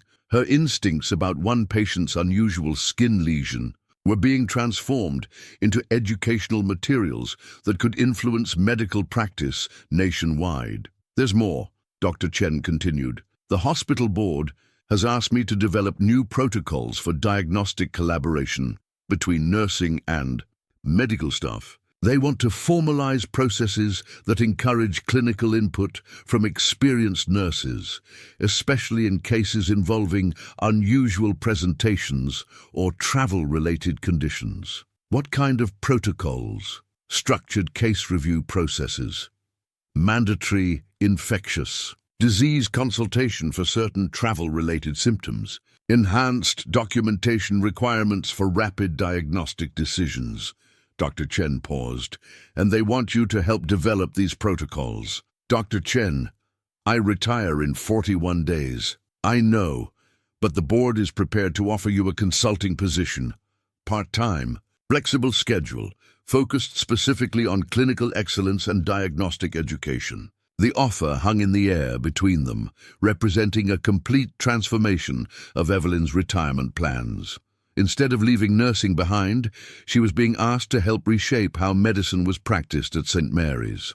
I need time to think about this, of course, but Evelyn, what you accomplished with Harold's case, that's exactly the kind of clinical expertise we can't afford to lose. That afternoon, Evelyn found herself in Harold's room, where he was preparing for discharge. His skin lesion had already begun healing under anti-leishmanial treatment, and his energy levels had returned to normal. Linda sat beside his bed, organizing the medications and follow-up instructions he'd need at home. Nurse Carter. Harold's face lit up as she entered. Linda and I were just talking about you. That infectious disease doctor told us you might have helped discover a whole outbreak of whatever this thing is.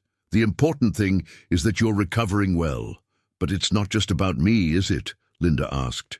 I've been thinking about how many other people might have gone through what Dad experienced. Skin problems that got dismissed, symptoms that got worse, families who worried while doctors reassured them it was nothing serious. The public health investigation will help identify other cases and prevent future exposures. Harold studied Evelyn's face with the perception of someone who'd spent 73 years reading people. You look troubled, Nurse Carter. Is everything all right? Evelyn found herself sharing her conflicted feelings about the recognition her role in Harold's case was receiving, the media attention, the offers to extend her involvement beyond retirement. I became a nurse to take care of patients, she said. All this attention, these meetings and protocols and educational materials, it feels so far removed from actual patient care. But it's not, Linda said firmly. What you did for Dad, what you're doing by sharing your knowledge, that's going to help hundreds of future patients get better care. Harold nodded thoughtfully. You know what you remind me of? My old high school principal, Mrs. Rodriguez. She spent 40 years at that school, and when she retired, everyone said the place would never be the same. But you know what she told me at her retirement party? What's that? She said the measure of a good educator isn't how much they accomplish while they're working, it's how much good continues happening after they leave. She said her real job was to train the people who would come after her to be even better than she was. Evelyn felt tears prick her eyes at the unexpected wisdom. And did she succeed?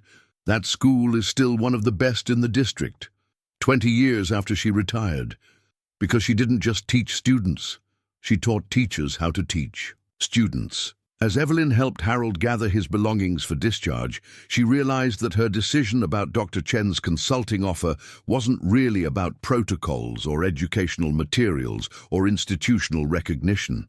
It was about whether she was ready to transition from direct patient care to ensuring that future caregivers could provide even better patient care. Harold, she said as he prepared to leave, thank you for trusting me when I asked you to come back for that second look. Thank you for caring enough to ask me to come back. And Nurse Carter, whatever you decide about retirement, make sure it's a decision that honors everything you've learned in 34 years of taking care of people. As Harold and Linda walked down the corridor toward the hospital exit, Evelyn stood watching them go, thinking about Mrs. Rodriguez and the legacy of good educators. Tomorrow's quality review meeting would formalize changes to hospital protocols, But the real question was whether Evelyn Carter was ready to evolve from being an excellent nurse to being someone who helped create excellent nurses. The countdown calendar in her locker still showed 41 days until retirement. But for the first time since announcing her plans, Evelyn wondered whether counting down was the right way to think about her future. The hospital's main conference room had never felt so intimidating to Evelyn as it did Friday afternoon, when she walked through its doors to find 23 people assembled for the emergency quality review meeting. Board members, department heads, physicians, nursing supervisors, and representatives from the state health department filled chairs around the expanded table configuration. Dr. Chen stood at the front of the room with a presentation screen behind him. But all eyes turned to Evelyn as she took her seat near the middle of the table. She'd spent the morning reviewing her notes, organizing her thoughts, and trying to calm the nervousness that felt entirely foreign after decades of confident patient care. "Thank you all for attending on short notice," Dr. Chen began. "We're here to review a case that has significant implications for our diagnostic protocols, our collaborative care processes, and our approach to complex clinical decision-making." He clicked to the first slide, which showed Harold's initial examination photo alongside the CDC's preliminary outbreak investigation summary. Mr. Harold Jensen presented with what appeared to be a routine dermatological concern. However, the clinical insight and persistence of one of our nursing staff led to a diagnosis that potentially prevented serious complications and uncovered a multi-state disease outbreak. Evelyn felt her cheeks warm as Dr. Chen continued his introduction, but she forced herself to focus on the medical facts rather than the personal recognition. This presentation was about improving patient care, not celebrating her individual contributions. "Nurse Carter," Dr. Chen said, "would you walk us through your initial assessment and the clinical reasoning that led to your concerns?" Evelyn stood, her 34 years of experience steadying her voice despite the unusual circumstances. Mr. Jensen presented with a lesion that appeared consistent with seborrheic keratosis, a common benign condition in elderly patients. However, several characteristics caught my attention. She described the lesion's appearance, texture, and borders with the precision that had made her documentation so valuable to the CDC investigation. The room listened with careful attention as she explained her decision to ask about travel history, her research into tropical diseases, and her growing conviction that the diagnosis required reconsideration. "The key factor," Evelyn continued, "was the rapid evolution of the lesion combined with Mr. Jensen's systemic symptoms. Benign skin conditions don't typically cause fever and fatigue, which suggested an infectious process rather than a dermatological one." Dr. Sarah Kim, the infectious disease specialist who treated Harold, spoke from her seat near the front. Nurse Carter's clinical observations were textbook perfect for cutaneous leishmaniasis. The travel history, lesion characteristics, and symptom progression, she identified a pattern that's often missed because the disease is rare in our geographic region. "What made you confident enough to file an incident report?" asked Dr. Patricia Williams, the chief nursing officer. "That's an unusual step for a diagnostic disagreement."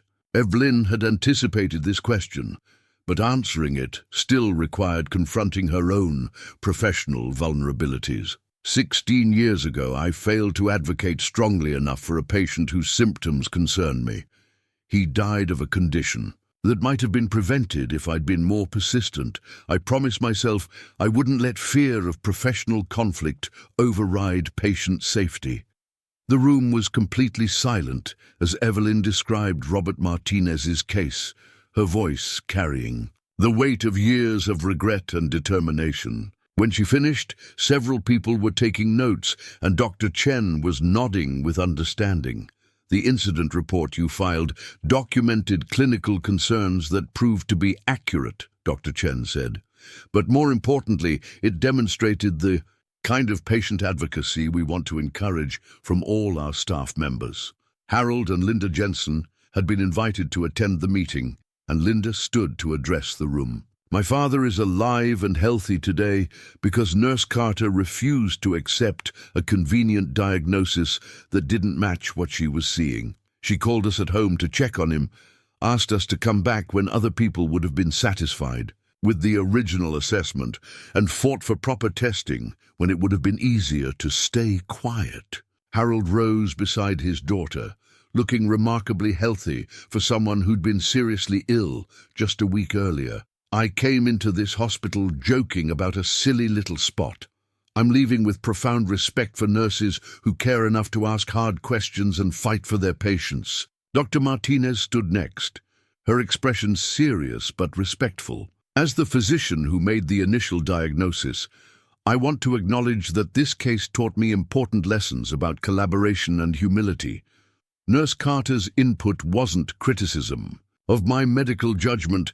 It was essential clinical information that led to better patient outcomes. The State Health Department representative presented data about the ongoing outbreak investigation, crediting the early identification of Harold's case with preventing additional exposures and enabling rapid treatment for other affected travelers. 11 confirmed cases, she reported.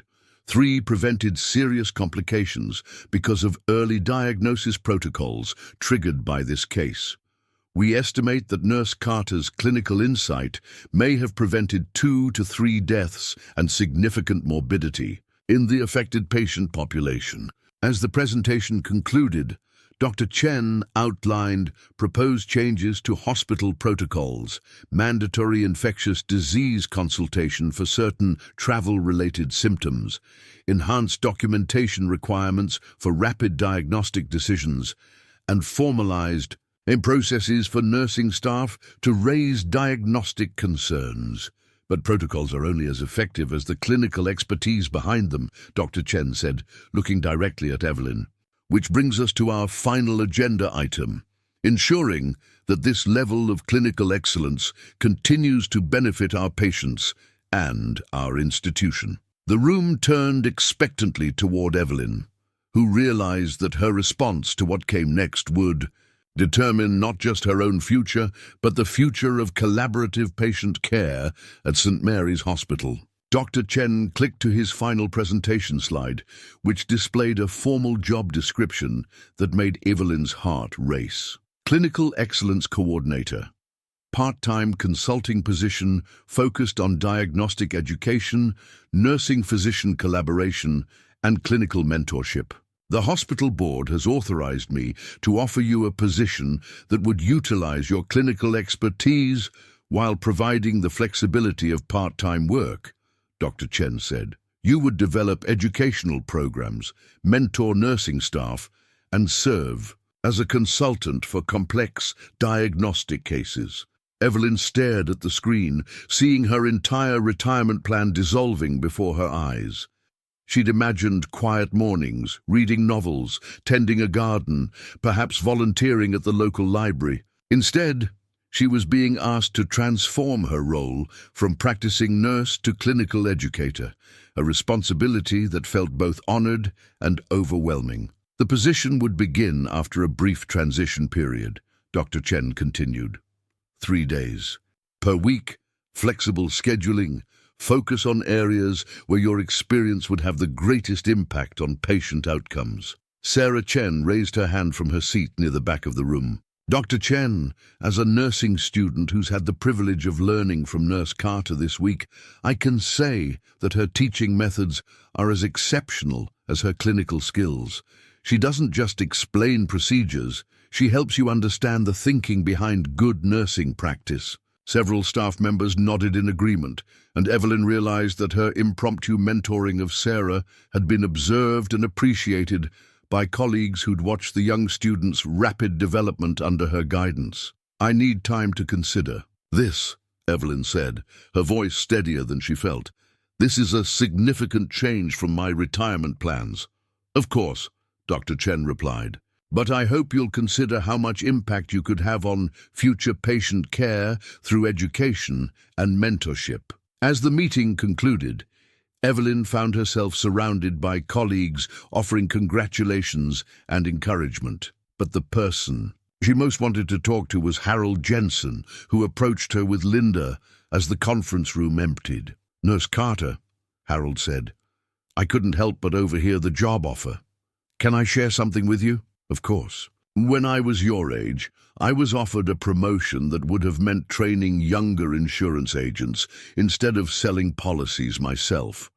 I turned it down because I thought teaching wasn't real work, that the people who couldn't do the job anymore became trainers." Harold paused, gathering his thoughts. 5 years later, I watched those younger agents struggle with complex cases because nobody had taught them how to see patterns, how to ask the right questions, how to trust their instincts. I realized I'd made a terrible mistake. What kind of mistake? I thought my value was in what I could accomplish personally, but my real value was in what I could teach others to accomplish after I was gone. Linda squeezed her father's arm. Dad eventually became the company's training director. He spent his last 10 working years developing programs that are still being used today.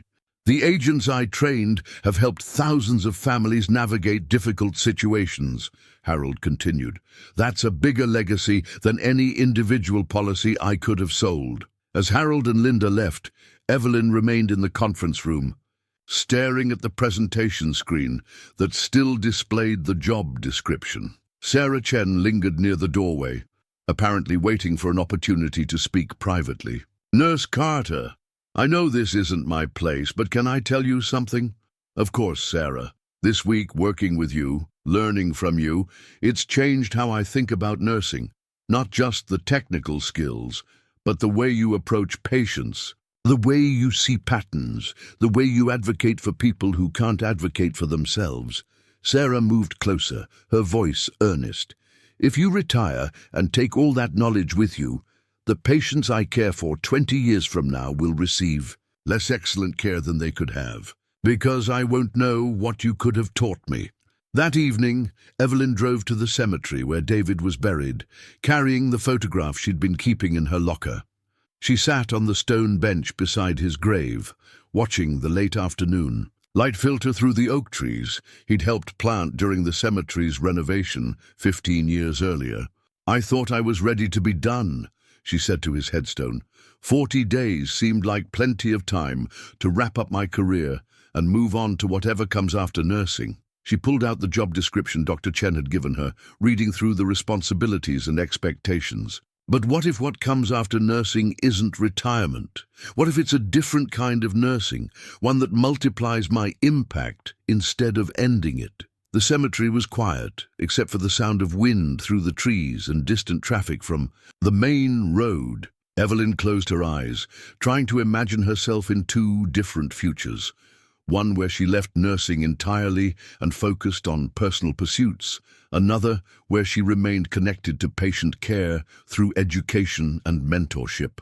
"You always said the best teachers are the ones who've actually done the work," she murmured. "Maybe it's time for me to find out if 34 years of doing the work has prepared me to teach others to do it better." When she opened her eyes, Evelyn knew her decision had been made. The question wasn't whether she was ready to retire from nursing. It was whether she was ready to retire from making a difference in patient care. The answer, she realized, was no. She wasn't ready for that kind of retirement at all. 6 months later, the morning light streaming through the windows of St. Mary's Education Center caught the bronze nameplate on the door. Evelyn Carter Clinical Excellence Center. Inside, 12 nursing students sat around a conference table, listening intently as their instructor walked them through a case study that had become legendary in medical education circles. Mr. Jensen presented with what appeared to be a routine dermatological concern, Evelyn explained, displaying the now famous photographs that had been featured in 3 medical journals and countless educational presentations. But several characteristics suggested the need for broader differential diagnosis. Sarah Chen, now a confident second-year nurse working in the emergency department, raised her hand. "What made you look beyond the obvious diagnosis?" It was a question Evelyn had been asked hundreds of times over the past months, but she still answered it with the same careful consideration she'd given that first morning when Harold walked into her examination room. Experience teaches you patterns, but it also teaches you when patterns don't fit. The key is learning to trust those instincts while remaining open to being wrong. The leishmaniasis outbreak investigation had concluded, with 13 confirmed cases, all linked to the same cruise ship excursion. The CDC had implemented new guidelines for healthcare providers treating returned travelers, and cruise lines had modified their shore excursion protocols to reduce sandfly exposure. Most importantly, medical schools and nursing programs nationwide now included Harold's case in their curricula as an example of collaborative diagnostic excellence. Dr. Martinez will be joining us this afternoon to discuss the physician perspective on this case, Evelyn continued. She's become one of our strongest advocates for interdisciplinary diagnostic collaboration. Indeed, Dr. Martinez had embraced the lessons from Harold's case with characteristic thoroughness, developing new emergency department protocols that encouraged nursing input on complex cases. She'd also become a frequent speaker at medical conferences, discussing how diagnostic humility and team-based care led to better patient outcomes. After the morning class ended, Evelyn walked through the hospital corridors that had been her professional home for 34 years. The retirement countdown calendar was gone from her locker, replaced by a teaching schedule that kept her busier than full-time nursing ever had. But it was a different kind of busy, one focused on multiplication rather than direct service. In room 318, Harold's former room, an elderly woman named Mrs. Foster was being examined by Tom Patterson's nephew, a new orderly who'd been inspired to enter healthcare by his uncle's stories about excellent nursing care. The young man was applying principles he'd learned in Evelyn's orientation program, taking time to listen to the patient's concerns and observing subtle signs that might indicate underlying problems. "Mrs. Foster, you mentioned this rash appeared after your recent trip," he said carefully. "Can you tell me more about where you traveled?" Evelyn smiled from the doorway, watching the next generation of healthcare workers apply lessons learned from Harold's case. The ripple effects continued expanding. Students who became teachers, nurses who became mentors, physicians who embraced collaboration over hierarchy. Harold himself had become an unexpected advocate for healthcare excellence, speaking at patient safety conferences about the importance of experienced nursing assessment. His lesion had healed completely, leaving only a small scar that he wore as a badge of honor rather than embarrassment. "That little mark saved my life," he'd tell audiences. But more than that, it taught an entire hospital system how to listen to the quiet voices of experience. Linda Jensen had started a support group for families navigating complex medical diagnoses, drawing on her experience with her father's case to help others advocate effectively for their loved ones. Her message was simple: trust healthcare providers, but also trust your instincts when something doesn't feel right. Dr. Chen stopped by Evelyn's office that afternoon, carrying the monthly patient outcome reports that had become one of her favorite reading materials. "Diagnostic accuracy rates continue improving," he reported. "Nursing-initiated infectious disease consultations are up 40%, and patient satisfaction scores reflect increased confidence in our collaborative care approach." What about the other hospitals implementing similar programs? 15 facilities nationwide have adopted some version of our diagnostic collaboration protocols. The Joint Commission is considering making interdisciplinary case review a standard requirement for hospital accreditation. Evelyn nodded with satisfaction. Harold's case had indeed become the catalyst for systemic change she'd never imagined possible when she first noticed something unusual about his silly little spot. As her workday concluded, Evelyn stopped by the memorial garden, the hospital, had created in honor of healthcare workers. David's name was engraved on a stone bench beneath the oak tree where she often ate lunch, reading medical journals and preparing educational materials. "I think you'd be proud," she told his memory. "We're teaching the next generation to see patients the way you taught me to see them, as whole people whose stories matter as much as their symptoms." The evening news was broadcasting a feature story about the leishmaniasis outbreak, crediting early detection with preventing a larger public health crisis. But Evelyn no longer watched such coverage with the discomfort she'd initially felt about media attention. Instead, she'd learned to see publicity as an opportunity to educate the public about healthcare collaboration and the importance of speaking up when something didn't feel right. Her phone buzzed with a text from Jennifer in Portland. "Saw the news story about your program. Dad would be so proud of how you've turned patient care into patient education. Love you, Mom." As Evelyn drove home to her small house, she reflected on how completely her life had changed since that Tuesday morning, when Harold Jensen had walked into her examination room, laughing about a spot on his arm. She'd thought she was counting down to the end of her career, but instead she discovered a new beginning. The Evelyn Carter Clinical Excellence Award, established by the hospital board to recognize nursing staff who demonstrated exceptional patient advocacy, sat on her kitchen table, waiting to be presented to this month's recipient. It was a tangible reminder that excellence in patient care could inspire excellence in others, creating a legacy that extended far beyond any individual career. 34 years of nursing had taught Evelyn to trust her instincts about patient care. But Harold Jensen's case had taught her something even more valuable, that the greatest impact of a healthcare career isn't measured in the lives you directly touch, but in the caregivers you inspire to touch lives even better than you did. And at 58, with decades of potential influence ahead of her, Evelyn Carter was just getting started.